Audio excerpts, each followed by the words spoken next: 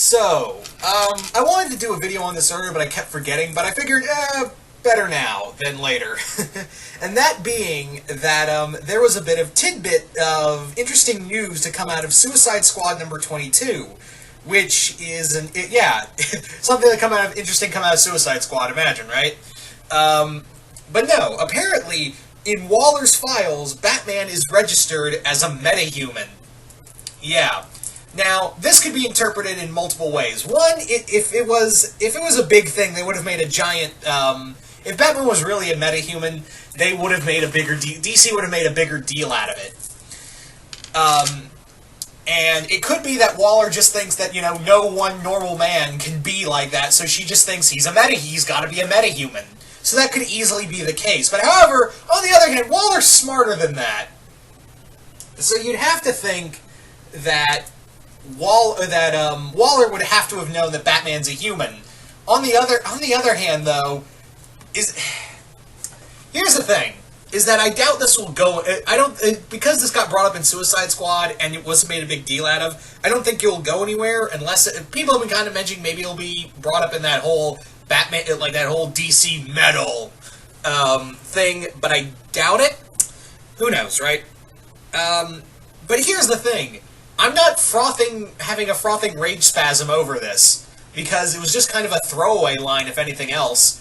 And, in a way, hear me out, it kind of fits.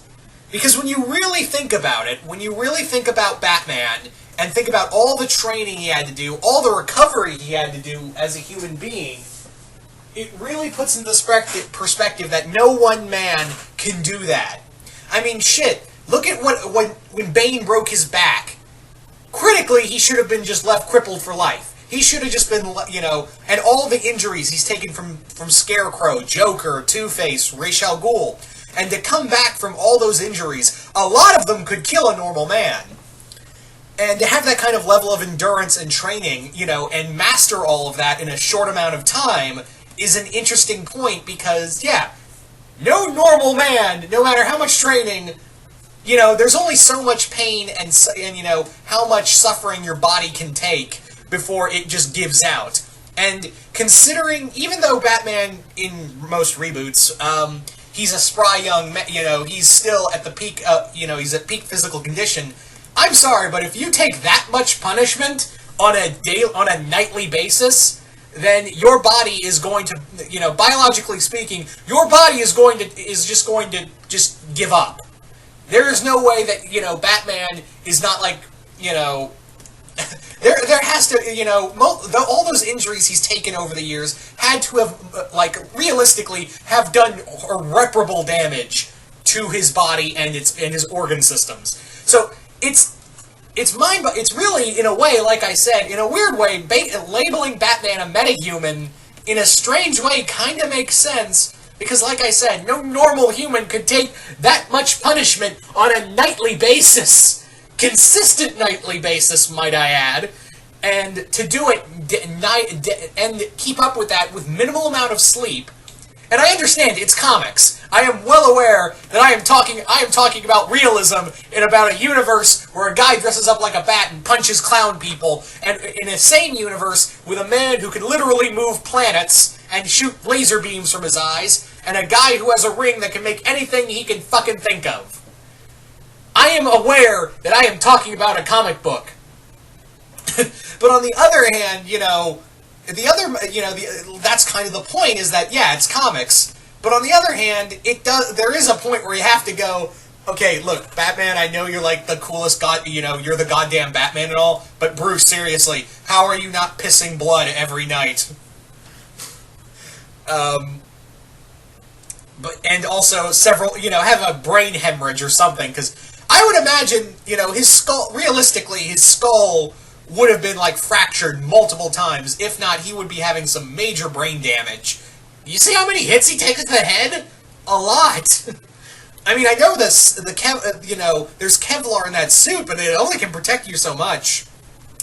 But like I said, making Batman a possible metahuman is not out of the realm of possibility. Like I said, being able to take that much punishment and being able to train in that amount of time and keep that level of endurance and have such a high level of intelligence to boot kind of makes you wonder. But like I said, I think what more realistically it's going to be is that Waller just assumed that Batman is a metahuman on the grounds of there is no possible way he can do this without having some kind of superpower. So that's my kind of train of thought. And the reason why I just wanted to bring it up is like, that's an interesting discussion. Because in a way, I could see it going, honestly, I could see it going either way and I'd be fine with it.